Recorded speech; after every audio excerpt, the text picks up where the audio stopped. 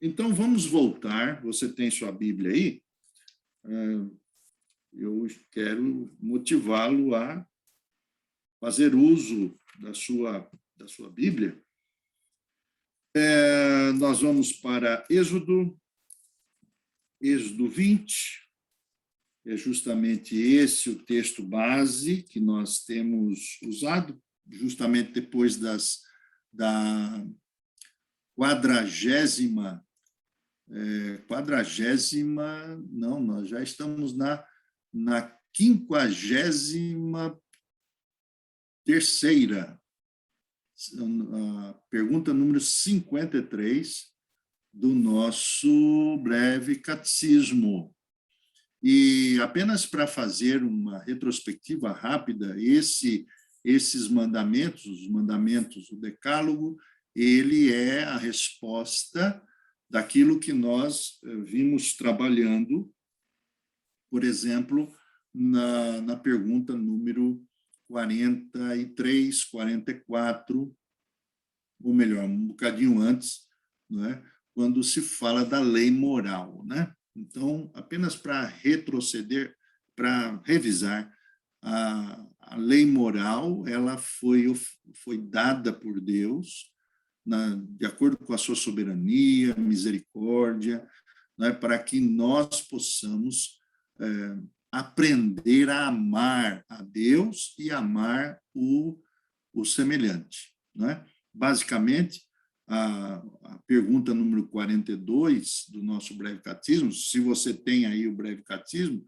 está fácil aí também, você vai perceber, né, que os 10 mandamentos eles se resumem nos 2 mandamentos que o próprio Senhor Jesus resumiu quando ele colocou aí amar a Deus com toda a força, com todo o conhecimento, com toda a mente, toda a alma, e amar o semelhante como nós mesmos. Então, a lei moral, ela foi dada por Deus justamente para isso.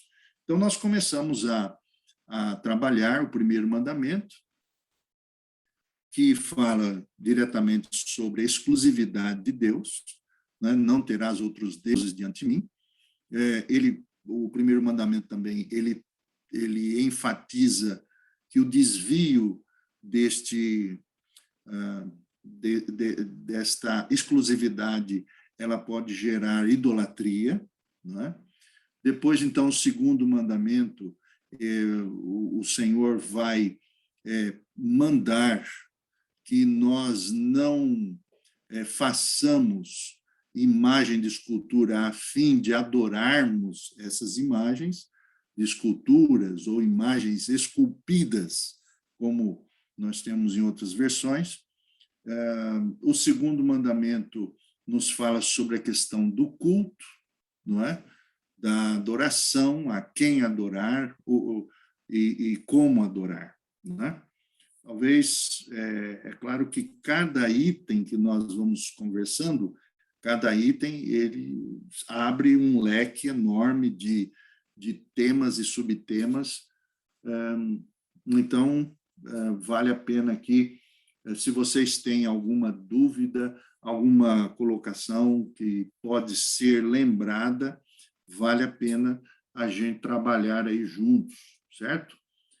Hoje nós vamos entrar, então, no terceiro mandamento, certo?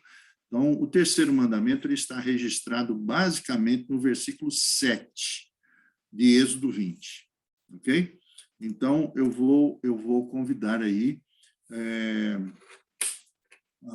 a que se leia Êxodo capítulo 20, versículo 7, ou poderíamos pegar do versículo 1 mesmo. Podemos, por exemplo, o Edmundo pode ler o versículo 1 e 2, né? 1, 2 e 3. O Edmundo lê 1, 2 e 3.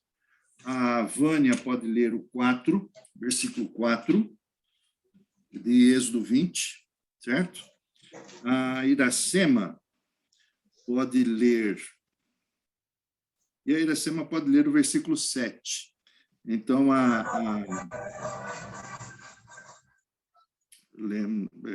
ok?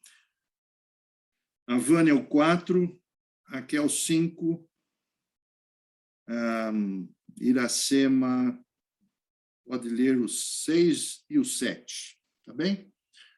Então, vamos lá. Quem pode começar, então? O Edmundo. Yeah. Ok. Então falou Deus todas estas palavras. Eu sou o Senhor teu Deus que te tirei da terra do Egito, da casa da servidão. Não terás outros deuses diante de mim. 4. Vânia? Sim, pastor, é o 4, né? Isso.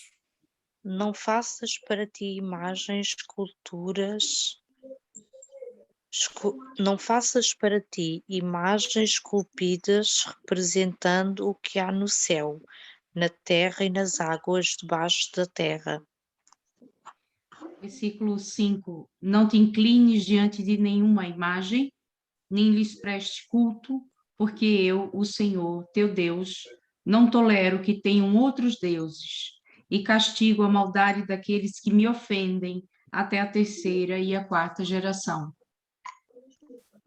Mas trato com amor até a milenésima geração, aqueles que me amam e cumprem os meus mandamentos. Não faças mau uso do nome do Senhor, teu Deus, porque ele não deixará sem castigo os que fizerem mau uso do seu nome. Muito bem. Então, esses são os primeiros mandamentos. O terceiro mandamento agora que nós vamos tomar com mais propriedade. Então, o 7, eu repito aqui, o 7, não faças mau uso. Veja que em outra versão, a versão mais clássica, mais antiga, aqui diz, não tomes em vão o nome do Senhor teu Deus. Na minha versão, na versão da Iracema e de alguns outros, nós estamos usando uma versão mais contemporânea, e que diz assim, não faça mau uso do nome do Senhor teu Deus, porque ele não deixará sem castigo os que fizerem mau uso do seu nome. Basicamente, é o tomar o nome do Senhor em vão. Então, vamos pensar e vamos estudar um pouco aqui sobre esse terceiro mandamento, certo? Eu vou aqui compartilhar a minha tela e para poder... Ok. Então, está aí. Então, a minha tela diz ali qual o terceiro mandamento. Então, nós já lemos Êxodo 20, versículo 7, e nós vamos, então, para a ordem, certo? Qual é a ordem? Que exige o terceiro mandamento. Então, o terceiro mandamento está aí. Veja aí. O terceiro mandamento exige o santo e reverente uso dos nomes, títulos, atributos, ordenanças, palavras e obras de Deus. Fundamentalmente, esse versículo, ele nos ajuda a perceber e fazer uma grande distinção entre o temor e a reverência para com Deus e também a nossa comunhão com Ele. Vamos melhorar isso. O que nós podemos perceber? Antes de melhorar, vamos ler aí estes versos. Olha aí, nós temos aí alguns versículos. Então, vamos abri-los. Vamos para Salmo 29. Vamos abrir o Salmo 29, capítulo 29 dos Salmos, versículo 2. Veja aqui. Aqui diz assim, na minha versão, vou pedir que o Aristóteles, que está conosco hoje, né, ele Doutor, possa... Salmo 29. Versículo 2. Obrigado. Aristóteles, pode ler para nós o Salmo 29, versículo 2. Boa noite, boa noite. Boa noite. Salmos 29, 2. Dai ao Senhor a glória devida ao seu nome. Adorai ao Senhor na beleza da santidade. Muito bem. Então, o texto aqui fala sobre adorar ao Senhor. Na minha versão diz assim: louvem o glorioso nome do Senhor no esplendor do seu santuário, ou na beleza do seu santuário. Aqui nos fala sobre dar glórias, né? Então, há um aspecto de glorificação, né? O nome de Deus, que é divino, o ser de Deus, não o nome apenas, né? O nome identifica o ser, né? Uma coisa está ligada à outra. Quando usamos o nome de Deus, nós estamos usando o seu próprio ser, né? Então, quando nós nos relacionamos com ele, nós estamos a nos relacionar com um ser divino, o Todo-Poderoso. Então, isso deve ficar muito claro. Veja que ele é o totalmente outro, não é? Como nós dizemos, é aquele que está além da nossa capacidade de mensurar, né? Ou de compreender. Então, nós estamos a adorar este Deus, que é todo-poderoso, que é onisciente, que é onipresente, está em todo lugar, tudo preenche. Ele é o Deus triuno, como nós já estudamos, né? Nós já estudamos. Então, não é qualquer ser, não é um anjo, não é? É um ser divino, é um ser que está além da nossa capacidade de nos relacionar. Só nos relacionamos por causa da sua imensa graça, do seu imenso favor, né? Nesse caso, é importante que nós entendamos um ponto aqui, fundamental. Ademais de Deus vir até nós, através de Cristo, e dele ser o nosso amigo, amigo do homem, não significa que nós devamos banalizar. Essa palavra banalização é muito importante, certo?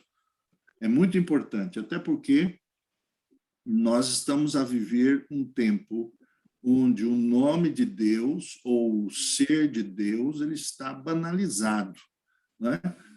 Hoje, todos podem usar o nome de Deus, falar de Deus, de maneira até imprópria, né? Até imprópria. Então, temos hoje essa... Não é apenas hoje.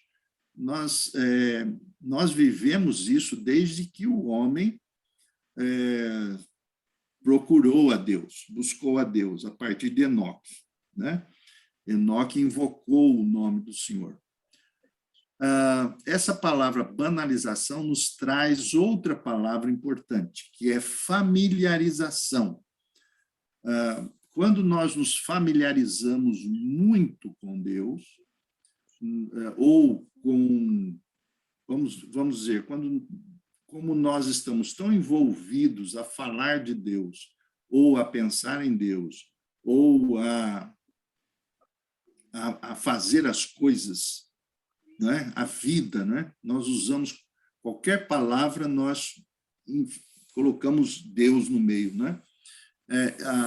Nós acabamos nos familiarizando muito com ele, com o nome de Deus. Isso precisa ter um certo cuidado para que nós não venhamos a banalizar, não é? Tratar de forma banal, né? O nome. Vamos ver outro texto. Se Deus é o Todo-Poderoso e nós devemos dar glória a ele, vamos ver o outro texto que está aí. Apocalipse, capítulo 15. Então, vamos a Apocalipse. Apocalipse 15, versículo 3 e 4. Vamos ver aí o que nos traz esses dois versículos, versículo 3 e 4. Vou aqui voltar aqui a página. Então, Apocalipse 15, 3 e 4. Margarete, você está aí conosco? Acho que não. A Sânia, pode ler Apocalipse 15. Eu estou. Ah, Margarete está aí. Tá bom, Margarete. 15. Lê para nós. Apocalipse 15, Sim. 3 e 4. E Faz favor. cantavam o cântico de Moisés. Posso? Pode sim. E cantavam o cântico de Moisés, servo de Deus, e o cântico do Cordeiro. Grandes e maravilhosas são as tuas obras, Senhor Deus Todo-Poderoso. Justos e verdadeiros são os teus caminhos, ó Reis das nações. Quem não te temerá, ó Senhor? Quem não glorificará o teu nome? Pois tu somente és santo.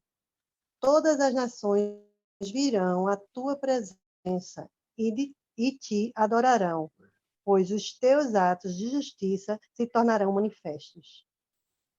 Então, está aí, versículo 3 e 4. E justamente nos chama a atenção aqui, porque os que estavam, aqui diz o versículo 1, né? que João vê um sinal, eram 7 anjos que levavam os 7 cálices da ira de Deus, e ele vê também junto do mar de vidro aqueles que haviam vencido a besta. Peço desculpa que alguém está querendo falar comigo. O versículo número 3 diz que estes tinham harpas de Deus e entoavam o cântico de Moisés. E como é que é esse cântico? Né? O cântico é aquele que enaltece o Deus Todo-Poderoso, aquele cântico que fala sobre justiça e verdade de Deus. Aqui nos diz aqui, quem não te temerá, veja, quem não te temerá, quem não glorificará, pois só tu és santo. Ora, nós estamos a entrar num ambiente, quando nós estamos a falar com Deus, ou a falar de Deus, nós estamos a falar de um Deus santíssimo, que não vive a nossa realidade. Vou usar uma palavra que é muito pouco usada, que é a impassibilidade. Veja, impassibilidade. O que é impassibilidade de Deus? Deus é impassível. Essa palavra impassível tem a ver com alguém que não é motivado por paixões. Vem da palavra passion, paixão. Então, Deus é impassível. Percebe isso? Deus, ele é imutável. Quando você diz que Deus ele é imutável, nós estamos a dizer que Deus não varia. Ele não tem paixão como nós temos. Hoje nós levantamos e fomos movidos por paixões, não é? Às vezes nós estávamos bem, alegres, outras vezes nós estávamos muito tristes, outras vezes nós estávamos mal-humorados, outras vezes nós estávamos mal-humorados e bem-humorados. Quer dizer, essa variação, ela é a condição do ser humano na nossa natureza. Nós somos naturalmente cheios de paixão, somos cheios de passibilidade, mas Deus, ele é impassível. Então, nesse caso, nós estamos a falar de um Deus que não se molda e não se move por desejos casuais, como o nosso. Percebem isso? É muito importante, porque quando estamos a dizer que Deus é santo, nós estamos a falar que Deus não é movido por paixão. Deus, ele é estável. Ele não é instável como nós, não é? Ora, vamos mais um bocadinho. Eclesiastes, vamos agora lá no meio da Bíblia, não é? No meio da Bíblia, vamos abrir o texto em Eclesiastes. Eclesiastes, capítulo 5. Veja só o que nos diz o capítulo 5, versículo 1. Pedi a Sânia para ler esse texto. A Sânia já leu, não foi? Não, ainda não. Ainda não. Então, leia, Sânia. Capítulo 5 de Eclesiastes, versículo 1. Faz favor. Guarda o teu pé quando entrares na casa de Deus. Inclina-te mais a ouvir do que a oferecer sacrifícios de tolos, pois não sabem que procedem mal. Na minha versão, ela é talvez um bocadinho mais explicada. Acho interessante aqui. Veja só, o mesmo versículo diz assim: quando tiveres que te dirigir a Deus, escusas de te preocupar muito ou de dizer muitas palavras, pois Deus está no céu e tu aqui na terra. Então, essa questão de tomar o nome de Deus em vão tem a ver, por exemplo, até mesmo nas múltiplas vezes que nós usamos o nome dele. Isso acontece muito na igreja, quando nós cantamos e cantamos sem perceber que estamos cantando, né? Alguém já disse que o momento que o crente mais é mentiroso é quando ele está cantando. Porque a tendência que temos é de falar de uma coisa que nós não estamos conscientes. Este é o grande problema da repetição vazia, não é? O Senhor Jesus disse que nós devemos ter cuidado com a repetição vã. Vamos ler o que o Senhor Jesus nos diz? Vamos para Mateus. Agora, capítulo 6. Mateus, capítulo 6. Vamos perceber aqui o que Jesus está a nos ensinar. Capítulo 6, versículo 5. Capítulo 6, versículo 5. Vou pedir a Raquel para ler, por favor. Faz favor, Raquel. Mateus 6, 5. Mateus 6:5, só para registrar que a Ludmila, lá de Angola, está conosco aqui no WhatsApp. Ela não está com acesso ao Zoom, então estamos aqui com ela. Mateus 6:5. E diz assim: quando orarem, não façam como as pessoas fingidas que gostam de orar de pé, nas sinagogas e às esquinas das ruas, para toda a gente as ver. Garanto-vos que essas pessoas já receberam a sua recompensa. Pode ler no versículo, até o versículo 7, por favor. Ok. Tu, porém, quando quiseres fazer oração, entra no teu quarto, fecha a porta e ora a teu pai que está presente sem ser visto. E o teu pai, que vê o que se passa em segredo, há de recompensar-te. Quando orarem, não usem muitas palavras como fazem os pagãos, que pensam que é por muito falarem que serão mais facilmente ouvidos. Muito bem. Então, o Senhor nos diz que nós devemos cuidar para não colocar o nome de Deus em vão.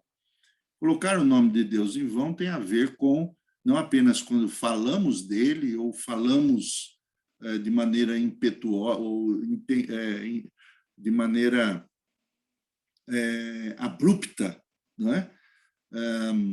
Ou quando nós estamos adorando a Deus. Isso é muito sério. Porque se nós estamos a orar, estamos a falar, ou estamos a cantar, ou estamos a afirmar alguma coisa sem que possamos estar conscientes, o nosso coração realmente está a falar, muito bem. Mas se nosso coração está longe, nós estamos agindo como pagãos. É isso que o texto bíblico nos diz. E nós precisamos ter cuidado disso. O texto é muito claro, diz aí o versículo 7, veja aí o versículo, capítulo 6, versículo 7 de Mateus. Ele diz, quando orarem, não usem muitas palavras, como fazem os pagãos que pensam que por muito falarem serão mais facilmente ouvidos. Então, muito cuidado, nós temos que cuidar para não colocar o nome de Deus em vão. A Vânia está com a mãozinha levantada. Quer falar, Vânia? Sim, pastor. Por acaso, na altura que o pastor Cleuton chegou cá, eu tinha dúvidas em algumas músicas e alguns louvores. E, por exemplo, eu não sei se conhecem aquele louvor que é Os sonhos de Deus jamais vão morrer. E então nós alteramos essa música porque as pessoas têm e cantam assim, mas está errado, porque Deus não sonha, Deus faz planos. Então nós alteramos a música para os planos de Deus nunca mais vão morrer. Quer dizer, pronto, eu conheço essa e existe outro louvor que nós também alteramos, quer dizer, não alteramos, estar a mexer, achamos que não era correto, que era sou Deus de perto e não de longe. E o pastor Cláudio nos ensinou que Deus tanto é de perto como é de longe, ou seja, que estava errado aquele louvor, naquela parte, pronto, naquela parte que o louvor dizia és Deus de perto e não de longe. Então, nós alteramos para és Deus de perto e também de longe. Não sei se... Ok. Nós vamos trabalhar um bocadinho mais sobre isso, porque é justamente uma das questões fundamentais, a questão da palavra, né? Vamos segurar um pouco esse ponto e vamos para outro texto bíblico de Tiago. Vamos a Tiago, a carta de Tiago. Pastor, Tiago, depois tem duas perguntinhas no chat da Margarete. Certo. Depois puder olhar. Capítulo 3, Tiago. Vamos ver aqui. Quando banalizamos Deus nas músicas que cantamos? Essa é uma primeira pergunta. A segunda é, o que leva as pessoas a acreditar que o cantar nos aproxima de Deus? Bom, eu vou até brincar aqui, né? Porque a questão do cantar, ele não quer dizer que a canção nos traz mais perto de Deus. Adoração não significa cantoria, certo? Você pode cantar e cantar músicas de Deus, no caso, ou músicas que tenham uma conotação a respeito de louvor, né? porque louvar a Deus é muito mais do que cantar melodias. Nós acabamos, hoje, nesses nossos dias, fazendo uma relação entre cantoria e louvor. Não quer dizer que o fato da gente cantar demais significa que nós estamos louvando a Deus. Podemos estar repetindo uma série de palavras, né? Frases de efeito. É isso que ocorre muito com os WhatsApps da vida, com os Facebooks, com as redes sociais, né? Quando nós... É a mesma coisa, é o mesmo ponto aí. Quando nós utilizamos de frases de efeito, ou no culto, num encontro de louvor, não quer dizer que as canções não nos levem a adorar a Deus, mas o ponto nevrálgico aí é a adoração, não é? Nós temos uma série de variações a respeito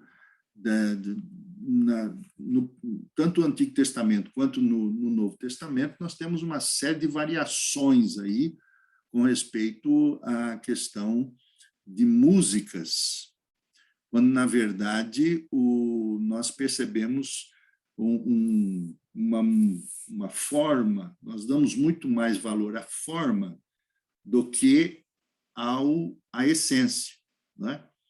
Então, hoje, por exemplo, nós nos preocupamos demasiadamente com a forma. E não só nos preocupamos, mas temos uma tendência de padronizar uma forma.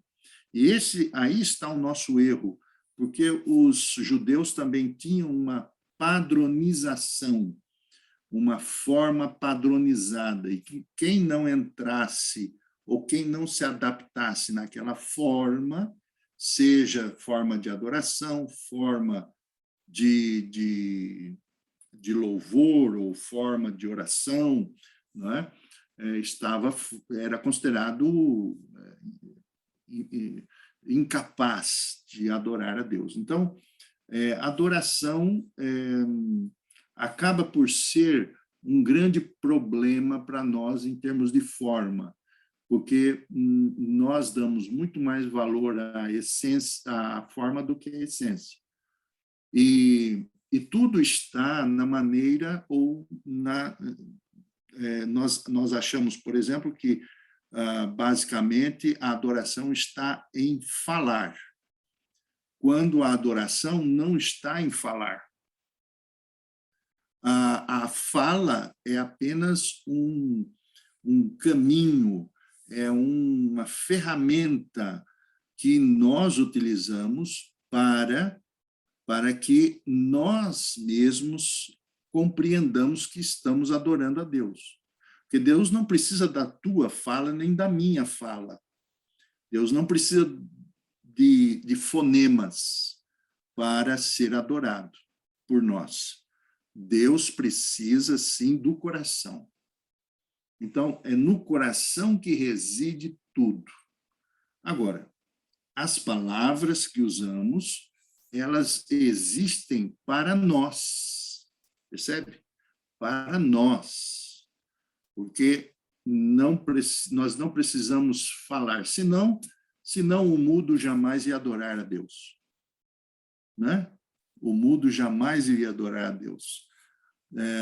Então, fundamentalmente, nós precisamos cuidar muito dessa questão das palavras.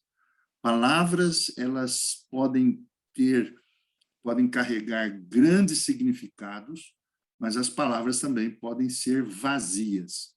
E nesse texto que nós vamos ler de Tiago, tem muito a ver com isso também, não é? É por isso que chega um determinado momento na história que aqueles que viviam para adorar a Deus, viviam a orar a Deus, isso na história, eles diziam que quanto mais você, ou melhor, quanto menos você falasse, melhor era. Porque quanto mais você fala, mais a tendência que você tem de pecar. Então, quanto mais falamos, mais nós transferimos para a fala a nossa paixão, as nossas paixões, não é? Vamos ver o que diz Tiago. Vamos ler aí, Tiago, capítulo 3. Olha aí. Versículo qual, pastor? A partir do versículo 1. Veja aí. Veja, eu vou ler aqui e vou comentando esse texto. Primeira coisa, veja só como é muito séria a questão da fala, da língua. Nós estamos falando sobre não colocar o nome de Deus em vão, não é? E a exigência e o texto do mandamento diz que Deus não terá por inocente aquele que usa o nome de Deus em vão. Então, veja só que grave, isso é extremamente gravoso, não é? Deus não tolera. Veja,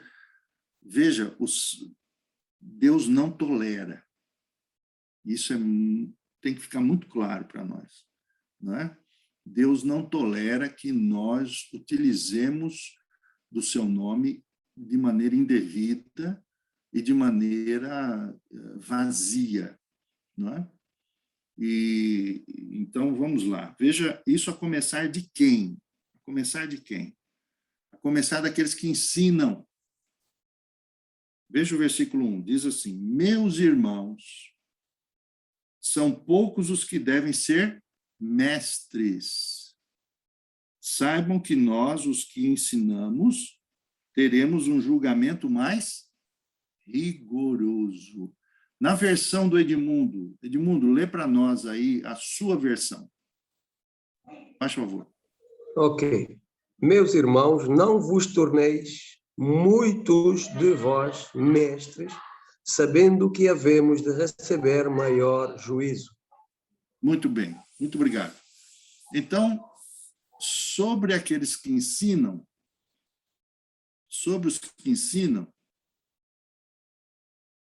os que ensinam vão ser julgados 2 vezes.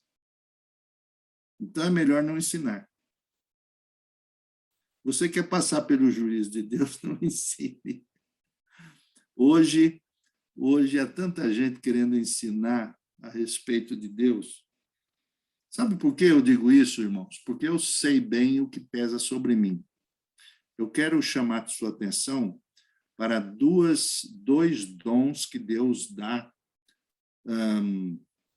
especialmente, ou dava e continua a dar, hoje concede por graça e misericórdia. É o dom de mestre e o dom do profeta, né?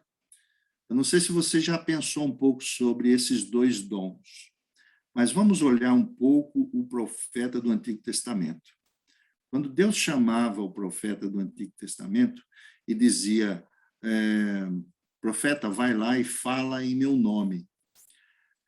Falar em nome de Deus, na época do profeta do Antigo Testamento, o profeta não apenas falava, mas ele encarnava aquela mensagem. Sabe o que é isso? Por exemplo, você se lembra do profeta Oséias? O que se passou na vida do profeta Oséias? Alguém pode dizer aí o que aconteceu com o profeta Oséias? Hein, Ari? Você sabe? Alguém sabe o que aconteceu com Oséias? O que Deus mandou ele fazer? Não sabe? Fala. Sofreu uma traição e teve que conviver com ela. Basicamente, muito bem, Sânia. Basicamente, Deus mandou que o profeta casasse com uma meretriz. Deus mandou que o profeta casasse com uma prostituta. E ele, o que fez? Casou com uma prostituta, a fim de que a sua vida espelhasse a relação de Deus com Israel. Que Deus era o marido e Israel, o povo de Israel, era a mulher que traía o marido. Veja que coisa interessante. O profeta, ele encarnava a mensagem.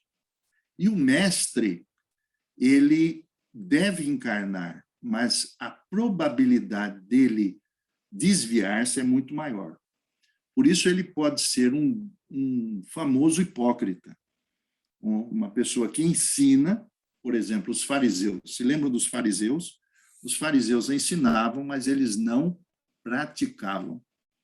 Então, toda vez que eu vou ensinar, eu penso nesse texto, porque a mim ou a qualquer outro, né, que está a ensinar, o juízo será maior. Mas por que ele será maior? Agora vamos ver o porquê. Versículo 2. Todos cometemos muitos erros, diz aí o texto. Se alguém não peca por palavras, é perfeito, capaz de dominar toda a sua pessoa. Se pomos freios na boca dos cavalos, é para os dominar e assim controlamos todos os seus movimentos. Olhem para os navios. Podem ser muito grandes e impelidos por grandes ventos, mas são manobrados por um leme bem pequeno e o piloto dá-lhes o rumo que quer. Vou pedir a Margarete que ajude a gente a ler a partir do versículo 5. Faz favor, Margarete. Certo. Sim, semelhantemente, a língua é um pequeno órgão do corpo, mas se vangloria de grandes coisas.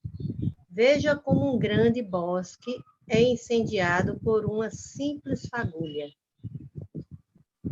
Assim também, continua? Olha. Pode ler. Assim também, a língua é um fogo, é um mundo de iniquidade colocada entre os membros do nosso corpo, contamina a pessoa por inteiro, incendeia todo o curso de sua vida, sendo ela mesma incendiada pelo inferno. Muito bem. Agora vamos para o versículo 9. Veja só que coisa. Versículo 9. O Iracema está com a Bíblia aí fácil? Pode ler para nós? Versículo 9 e 10, do mesmo capítulo.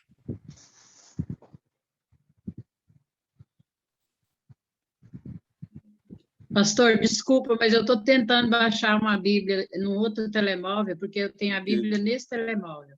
Não é problema. E eu não sei para poder ficar manuseando e eu tenho confusão. Tudo bem, não tem problema. Minha Bíblia está lá em cima, na minha cama, e para mim ir lá vai demorar, que a casa é grande. Tudo tranquilo. Vai lá, Ari.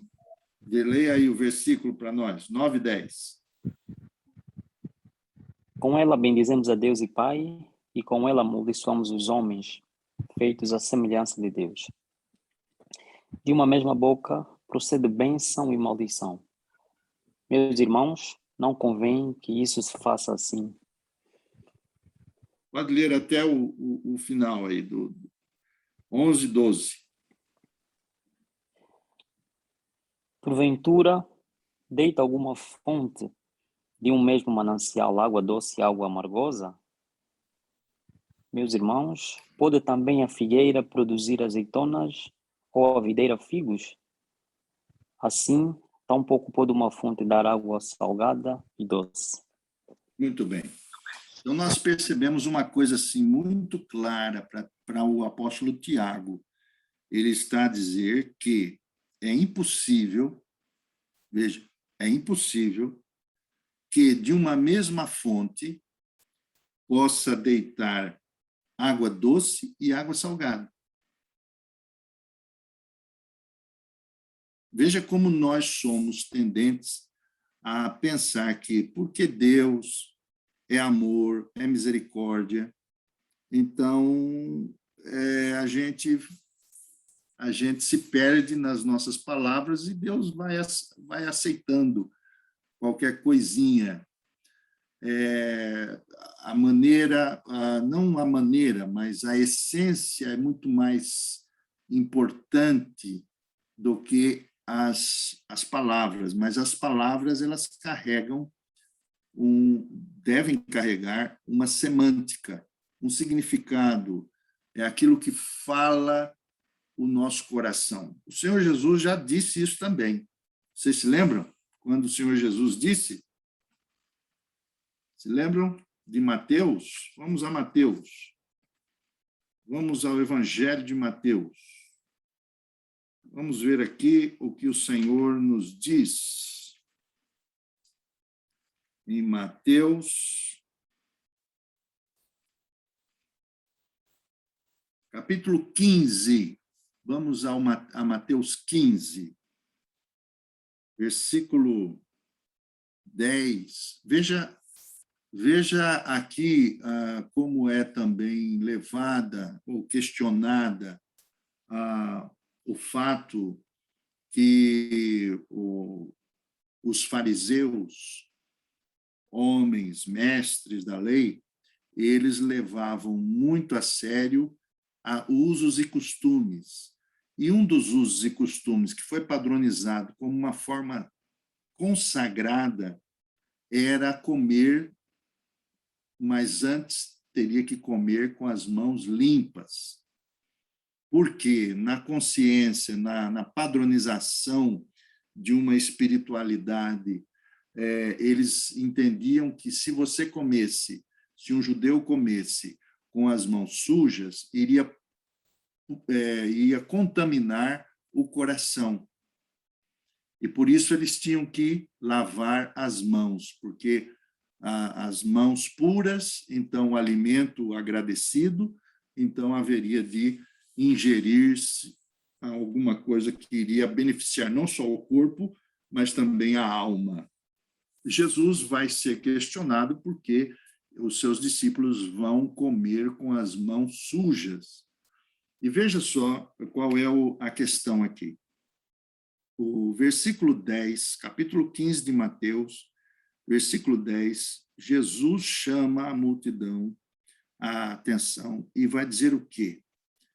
O versículo de número 11 diz: o que torna as pessoas impuras, veja o que Jesus diz, o que torna as pessoas impuras não é o que lhes entra pela boca, mas sim o que lhes sai pela boca, ou sai da boca, não é?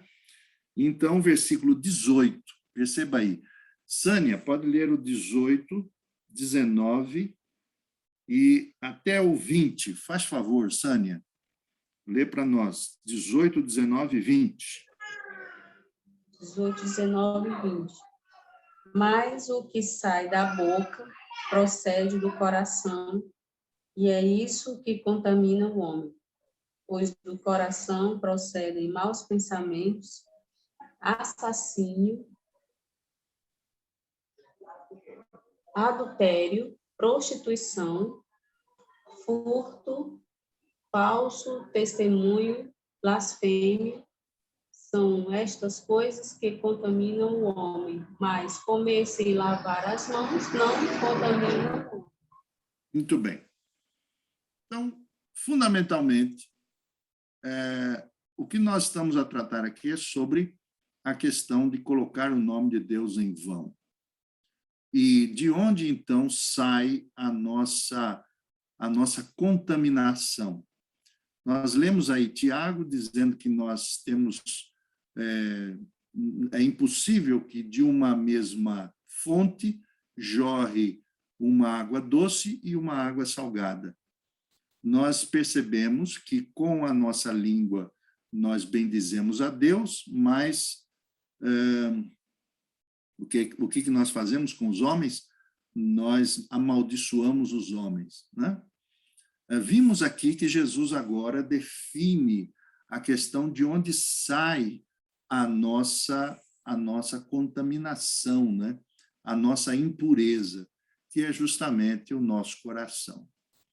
Então, esse capítulo, ou melhor, esse terceiro mandamento, nos ensina gravemente sobre cuidar da nossa língua, né? E todos nós somos iguais. Não há ninguém, absolutamente, é claro, a não ser aqueles que estão preocupados com consagrar a sua fala. Os pais antigos de oração, justamente como eu disse, eles evitavam falar. E justamente eles evitavam falar para que eles não viessem a pecar mais, não é? Então nós temos que cuidar muito da maneira como nós usamos o nome de Deus, não é? Não significa que você não deve falar, pelo contrário. É claro que o silêncio ele é fundamental, mas nós estamos hoje, agora vamos tentar colocar isso para os nossos dias. Nós estamos hoje vivendo uma época onde o fazer barulho, ou fazer, ou falar, o discurso, ele é muito importante para nós, não é? Uma pessoa que não fala hoje, ela pode ser colocada como, até mesmo como conivente a uma situação, né? Principalmente situações onde a moral, a ética, elas estão colocadas em jogo. Mas nós somos uma sociedade muito barulhenta. Nós levantamos, nós acordamos já com o barulho do alarme do relógio e vamos dormir com barulho. Nós vivemos os ruídos da vida. A nossa sociedade é extremamente barulhenta. E quando chegamos na igreja, num culto, num templo, não na igreja, mas num templo, a nossa tendência é usar o máximo de palavras ou o número de sons para que nós possamos perceber que Deus está ali. E olha que Deus nem sempre está na multidão de palavras, mas está no coração, não é? E no coração não existe barulho. Esse ponto ele é importante para nós, principalmente nesses dias, né? Como eu disse. E é claro que nós teríamos que trabalhar muito mais os subtemas aí, mas é muito importante que nós sejamos autodisciplinados. E como é que nós vamos nos disciplinar, certo? Como é que nós vamos nos disciplinar? Através da oração. A oração pessoal e a oração incessante. Esta é, talvez, a forma mais sábia, vamos dizer assim, a forma mais sábia para que nós possamos dominar as nossas palavras. Por quê? O que é a oração incessante? A oração incessante é a oração do publicano. Qual é a oração do publicano? Vocês conhecem a oração do publicano? Ari, conhece? Conhece a oração do publicano? Você lembra dela? O pastor já ensinou. Só que é tentar lembrar. Uma coisinha, uma palavra assim curta. É uma oração bem pequena. Quem ajuda? O Ari. A oração do publicano. Bem pequeno. Senhor Jesus Cristo, tem piedade de mim, pecador. Justamente. Essa oração, que é a menor oração que temos, é a melhor para dominar a nossa língua. E quanto mais nós usamos incessantemente dessa oração, nós acabamos por treinar o nosso coração. Você pode dizer assim, pastor, mas pode chegar um momento que essa oração pode se tornar vã.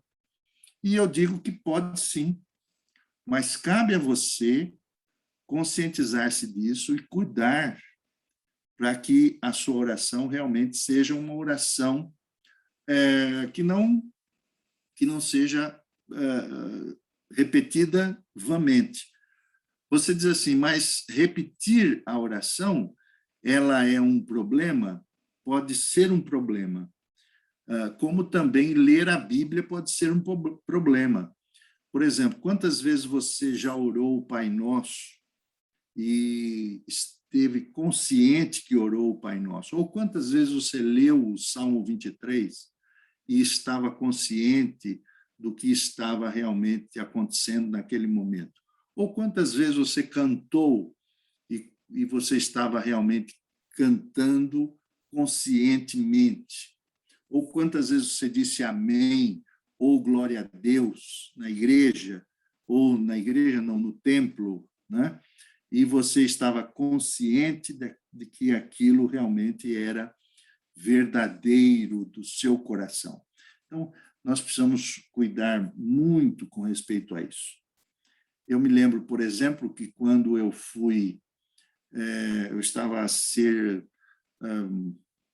estava a conhecer uma igreja, a minha última igreja que eu pastoreei, e uma senhora se levantou no meio dali do templo, e eu estava respondendo algumas perguntas dos irmãos, e essa senhora disse assim, pastor, se um dia o senhor for eleito nessa igreja, eu vou poder continuar dando glória a Deus no meio do culto?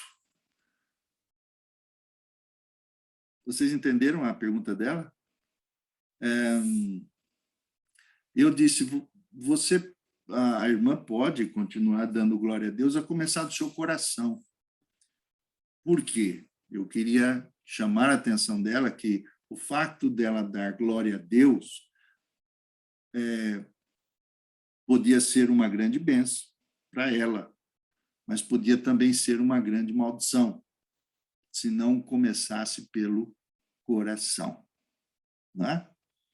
Então, nós queríamos deixar esse terceiro mandamento para vocês hoje. O Aristóteles parece que levantou a mãozinha. Ari? Sim, pastor. Sim. Vai lá. Sim, já alguma vez eu li, né, essa passagem que fala sobre a vã repetição. Só que muitas vezes também tive dúvida se quando alguém, né, está a clamar por alguma coisa a Deus, né, está a pedir, será que essa passagem também inclui este pedido? Né? Basta que a pessoa, né, peça aquilo que quer a Deus apenas uma vez, ou existe a necessidade nas orações que a pessoa pode fazer diária para pedir incessantemente a mesma coisa? Entendo. Existe uma parábola de Jesus sobre isso, a respeito daquele que pede, justamente quando o Senhor Jesus fala sobre a intencionalidade. O que nós precisamos aprender é sobre a intencionalidade das nossas orações. Não é o fato de nós pedirmos, mas é a intencionalidade. Intencionalidade significa a intenção direta e objetiva daquilo que nós estamos a fazer. Significa a incessante maneira que nós devemos fazer isso diante do Senhor. Quando estamos a falar sobre oração, e estamos, por exemplo, a pedir que Deus tenha misericórdia de nós, porque nós somos pecadores, isso é intencionalidade, isso é uma ação incessante. O fato de ser incessante não significa a repetição inócua, ela pode ser repetição. A questão é a ação vazia. Então, a grande diferença da oração, ela não está na quantidade, mas está na essência. Então, o fato de você orar dia e noite, isso não significa que você está pecando contra Deus. Pelo contrário, você sabe que nas regiões celestiais, na dimensão celestial, existem os serafins e anjos. Vocês percebem, por exemplo, que Apocalipse capítulo 4 vai nos dizer que existem serafins que estão incessantemente dizendo o quê? Os serafins que estão na outra dimensão, adorando a Deus incessantemente, eles estão a dizer uma só frase. Você se lembra qual é a frase? Diz assim, Apocalipse 4, versículo 8, no final: cantam de dia e de noite sem nunca parar, santo, santo, santo é o Senhor Deus, o Todo-Poderoso, aquele que era, que é e que há de vir. Então, a questão é a intencionalidade, porque os anjos e arcanjos e serafins, eles estão incessantemente a enfatizar e a dizer incessantemente. É dizer, a questão não é dizer várias vezes, a questão é dizer várias vezes de maneira vazia. Então, há uma outra coisa. Eu acho que a gente vai finalizando, mas há um outro ponto, nesse caso, nessa pergunta do Ari. Quando o Senhor diz assim, que nós devemos aprender a orar sem nunca esmorecer. Né? E por quê? Porque a função da oração não é, em primeiro lugar, mudar o coração de Deus, mas a função da oração é fazer com que nós nos aproximemos da vontade dele. Isso é muito importante. Não é o fato de você pedir e pedir e pedir que vai mudar o coração de Deus. Se Deus é impassível, se Deus ele é imutável, significa, então, que o fato de você pedir não é apenas para mudar, não vai alterar aquilo que já está decidido por Deus, mas vai alterar o seu coração e vai promover uma adequação sua à vontade de Deus. Então, quando a gente diz assim, eu orei, e Deus fez um milagre, o milagre já era para ser realizado.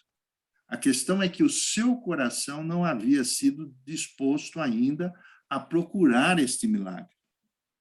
Então, isso é uma questão bem sensível e que nós, às vezes, damos o poder do milagre ao homem.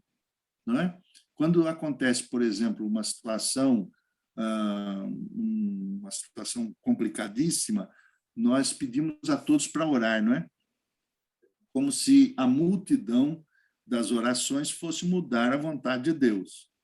Quando, na verdade, aqueles que estão a orar estão a adequarem-se, a preparar os seus corações para aquilo que Deus já decidiu e aquilo que Deus vai fazer, ou que Deus fará, ou já fez, né?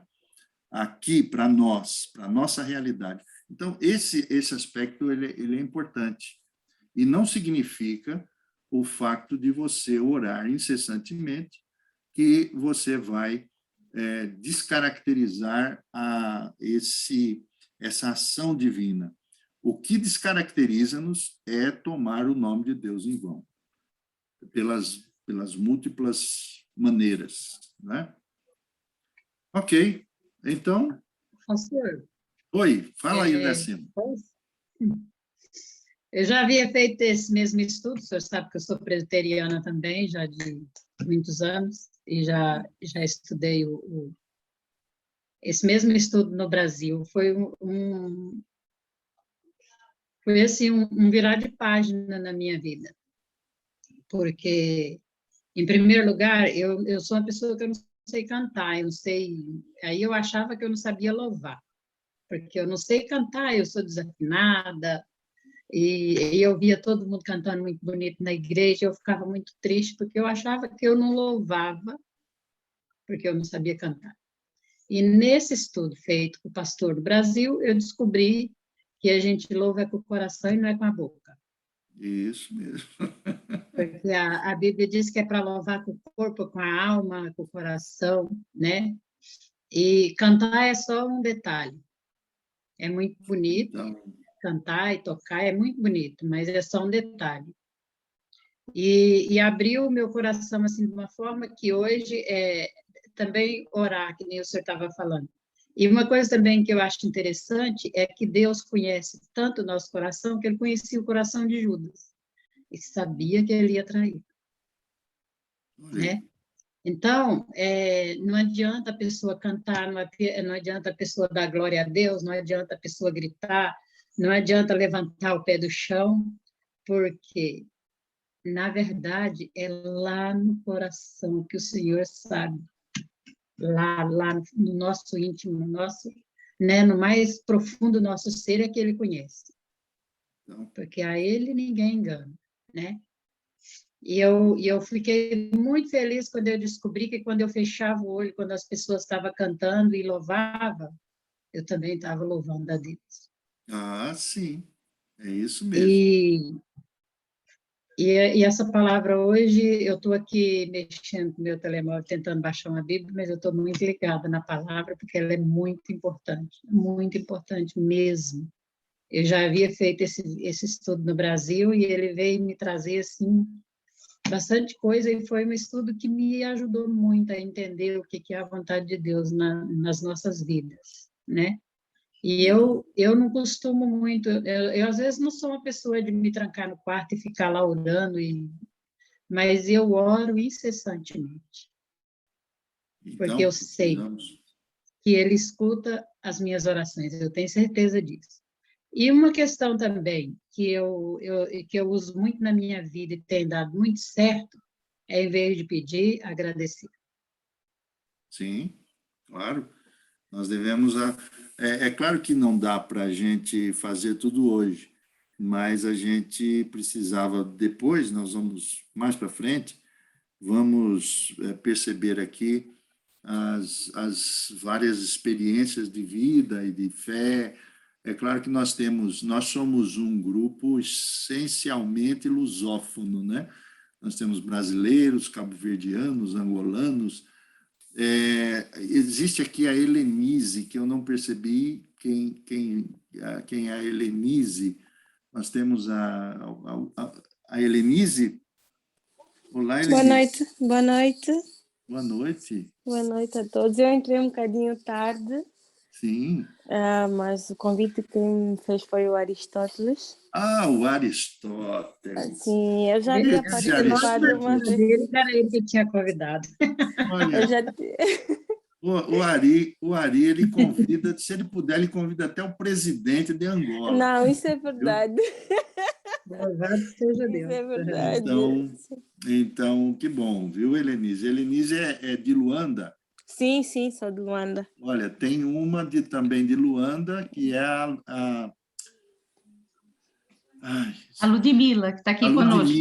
Ludmila também está lá em Luanda. Virtual. Aristóteles, ele é o angolano mais português que nós conhecemos, viu, Helenise? Então, seja bem-vinda, tá bom? Obrigada, pastora, obrigada. Mas a Helenise não está em Luanda, pastor. Como? Não, eu sou de Luanda, mas estou em Portugal, Ah. pastor. Ah, Em Portugal. a sério? Sim, e também estou aqui Aonde? no norte. Estou perto do... Estou no meio, entre Aveiro e Porto. Eita, nós estamos na Covilhã. Na Covilhã, sim. Eu sei porque é a segunda vez que eu participo no estudo. Já participei Olha. a primeira vez, Olha aí. já há um tempinho. Então, E o Ari comentou que o pastor era da Covilhã. isso mesmo. Estamos aqui. Estamos Seja aqui. Olha, aqui em bem-vinda. Castelo Branco tem uma Ludmila de Angola também. É mesmo? Olha aí. Será que é a mesma pessoa? Coisa boa. Olha, meus irmãos, nós vamos... alguém gostava de usar aí dos 5 segundos finais? Edmundo e Sânia. Edmundo está aí conosco ainda? Acho que sim, né? Margarete, a Vânia, os 5 segundos que sempre nós oferecemos. Ludmila, quer dizer alguma coisa, Ludmila? Simbolicamente. Vocês podem... Ah, ela não pode falar, parece. Ok. Então, estamos a terminar. Edmundo, cadê? Margarete. Então, Margot. Eu só queria aproveitar os 5 segundos para só lhe perguntar sobre a questão do coração enganoso. O coração enganoso. Porque você afirmou que as palavras carregam significado, né? Que vem do nosso coração. E a gente tem que ter o cuidado, a atenção no falar da língua propriamente dita, seja no cantar, seja no falar, para que isso seja usado adequadamente na adoração do nome de Deus, né? A gente tem um coração enganoso, ele sabe, né, o que é que se passa no coração da gente, mas muitas vezes, por ser enganoso, você acha que está fazendo a coisa certa e insiste no mesmo. Eu só fiquei com essa questão. E aí é quando eu observo a insistência, muitas vezes, no repetir, no louvar, não achar que só você louva se cantar música gospel, se você repetir aquelas palavras que faz efeito em determinado ambiente, porque você está com esse coração enganoso, achando que essa é a relação que você tem com Deus. Só essa observação. Boa lembrança. Jeremias, capítulo 17, nos fala sobre o coração enganoso. E ele diz que o coração é enganoso e corrupto. Mais corrupto do que todas as coisas. Então, qual é a grande batalha? Nossa grande batalha não está fora de nós. A grande batalha está dentro de nós. Porque nós temos e devemos combinar o nosso coração, que é enganoso, ao coração do Senhor. Quer dizer, nós devemos comungar ele e devemos aprender a tratá-lo. É por isso que a palavra sabedoria, ela é fundamental. A palavra sabedoria, a palavra oração silenciosa, aquilo que nós precisamos tratar, disciplinar, porque todos nós temos o coração enganoso e nós podemos nos enganar facilmente porque o nosso coração é cheio de paixão. Então, nós podemos justamente caminhar. E outro ponto, a palavra de Deus, ela vai ser vamos dizer assim, o manual de instrução. Eu gosto de falar da Bíblia como manual de instrução. Por isso que nós precisamos, quando compramos um eletrodoméstico, precisamos aprender a ler o manual, não é? Então, nós temos um manual, não é? O manual de instrução de Deus. E é ele que vai... E nós precisamos adequar o nosso coração a este. A grande batalha não está fora de nós. Imagine, o grande problema não é o diabo, viu, irmãos? O grande problema não é o mundo. O grande problema é o nosso coração. E nós precisamos tratá-lo, aprender e a incessante pedir, Senhor, ajuda-me, ajuda-me, porque precisamos, quanto menos enganoso for o coração, melhor. Por isso que Provérbios 4, 23, olha, provinha, tarefa para casa, para segunda-feira, tarefa para casa, memorizar Provérbios 4, 23. Quem decorar Provérbios 4, 23 vai ganhar um bolo virtual feito pela Raquel. Que não engorda. Não engorda. Pastor, O que diz Edmundo? Provérbios 4, 23.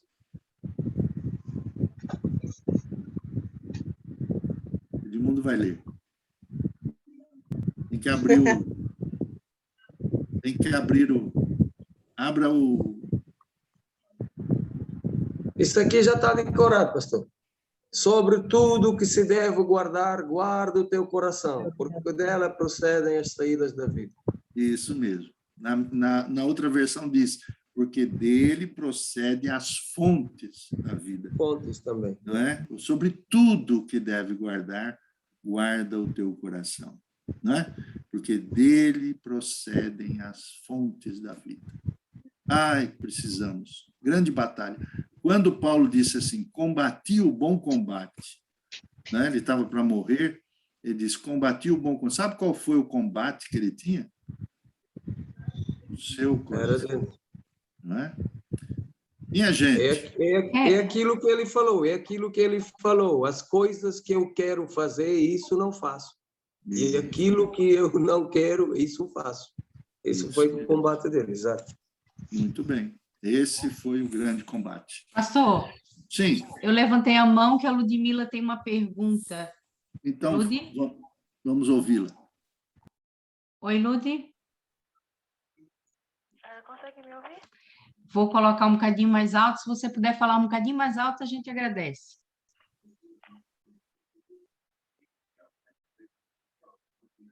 Pode falar. Primeiro, queria cumprimentar a todos. Boa noite. Estou com muitas saudades de estar aí no Zoom com os irmãos. Mas, infelizmente, as circunstâncias nos fazem estar aqui pelo WhatsApp e nós louvamos a Deus por isso. Pastor, o pastor falou acerca de não sermos repetitivos na oração.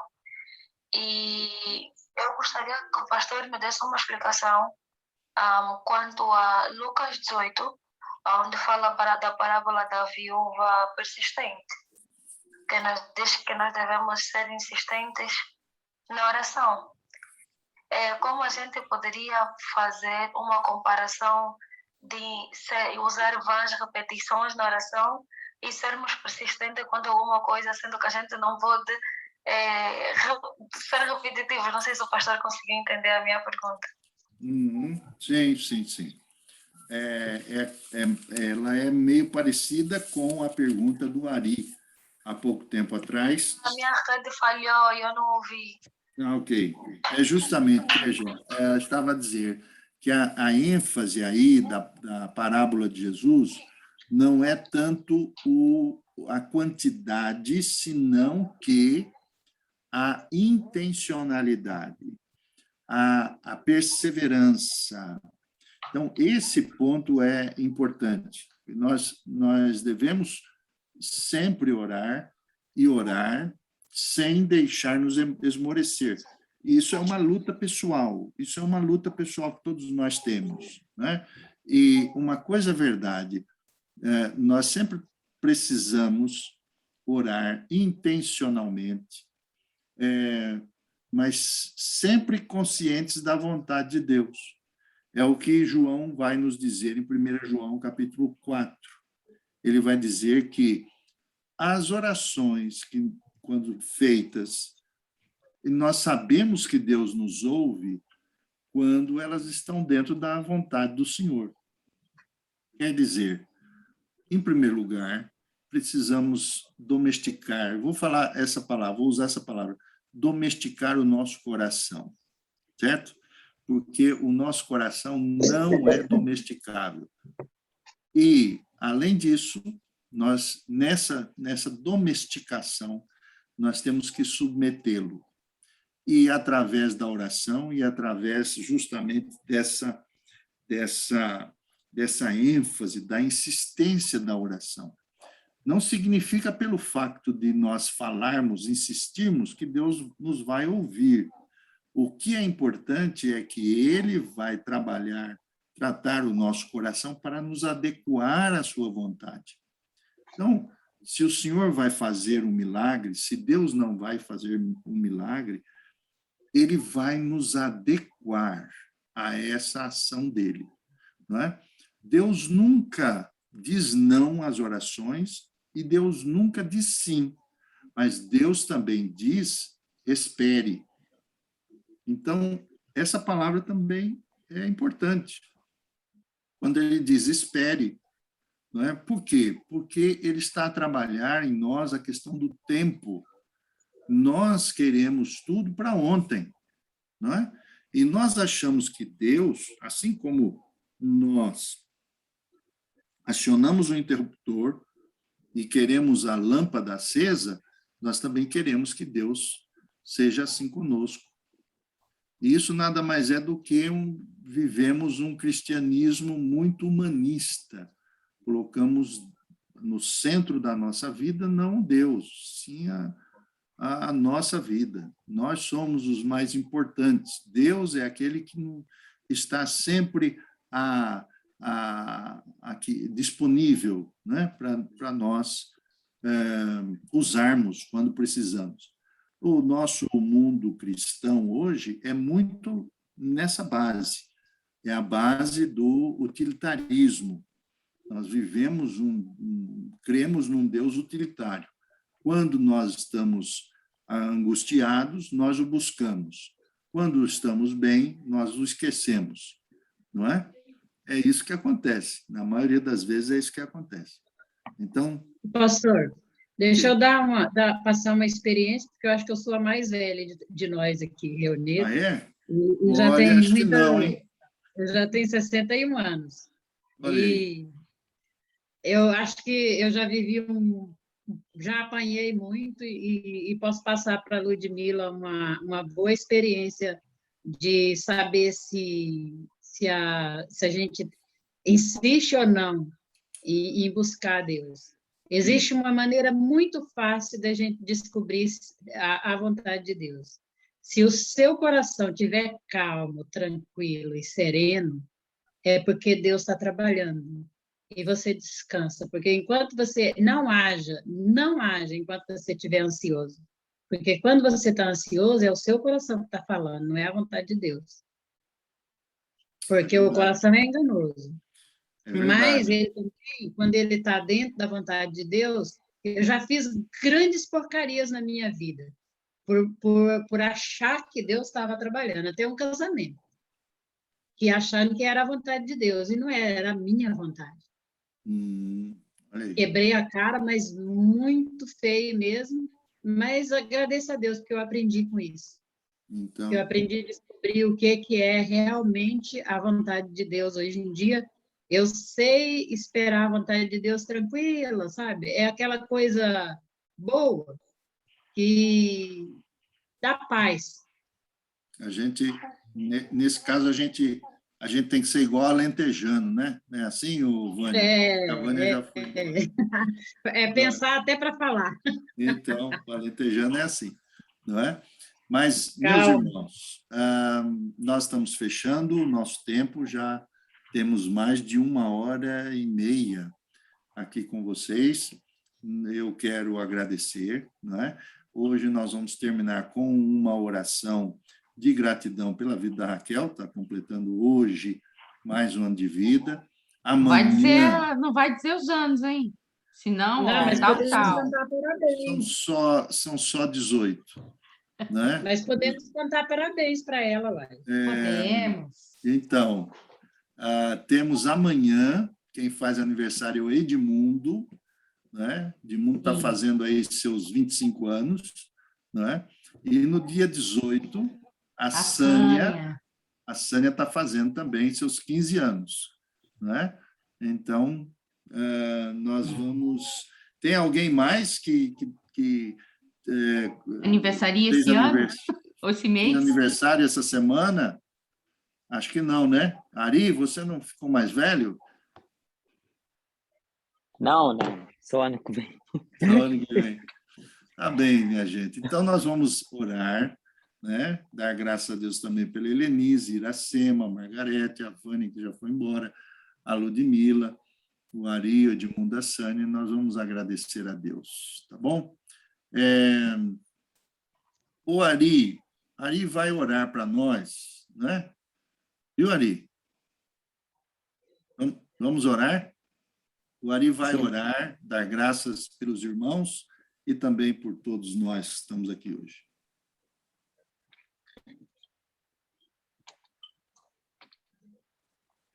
Soberano Deus, queremos te agradecer, Pai amado, porque mais um dia, Senhor, a tua mão protetora, Pai, foi para com todos nós e nos permitiste, Seu Senhor, estarmos aqui reunidos para aprendermos mais sobre aquilo que tu tens para nós, Pai amado. Damos graças pela vida dos nossos irmãos, pela vida do pastor, Pai, que incessantemente tira do tempo da sua vida para partilhar conosco aquilo que o Senhor tem dado. Santo dos Santos, de especial modo, queremos orar pela irmã Rachel, para que o Senhor continue abençoando, continue cuidando e dando mais e mais anos de vida, Pai amado. Em tudo, Senhor, queremos agradecer e entregar nas tuas benditas mãos, Senhor, porque sabemos que só o Senhor conhece os corações de cada um de nós e só o Senhor sabe, Pai amado, o caminho que nós devemos nos direcionar. Queremos pedir a presença do Teu Santo Espírito sobre as nossas vidas e caminhos, ó Pai amado, pois a Tua palavra diz que lâmpada para os nossos passos, luz para os nossos caminhos e a Tua palavra, Senhor. Damos graças e oramos tudo em nome do Pai, do Filho e do Espírito Santo. Amém. Amém. Obrigada. Amém. Obrigada, Então, queridos. Parabéns, Raquel, boa noite. Obrigada, Que Deus Iracema. te conceda muitos anos de vida e paz. Obrigada, querida. Muito obrigada. Amém. Edmundo, amanhã tem bolo aí, né, Edmundo? Amanhã damos os parabéns a Edmundo. Amanhã tem bolo, sim, senhor. Eu não tenho vergonha de dizer quantos anos eu vou fazer, porque hoje eu já não tenho mais complexo, não. Não? Uma vez Tem não? eu tinha medo de ficar velho, mas agora eu quero ficar velho mesmo. Tá bem. Eu vou fazer meio século e cinco. Meio século? Tá jovem. Meio século e cinco. É porque ele pintou a barba e ele quer que todo mundo diga, você tá jovem, não tem cabelo branco. Ele não tem, não. É um cabo-verdiano que não tem cabelo branco. Pois é. Eu não pinto nada. Olha, gente. Então, queridos, obrigada.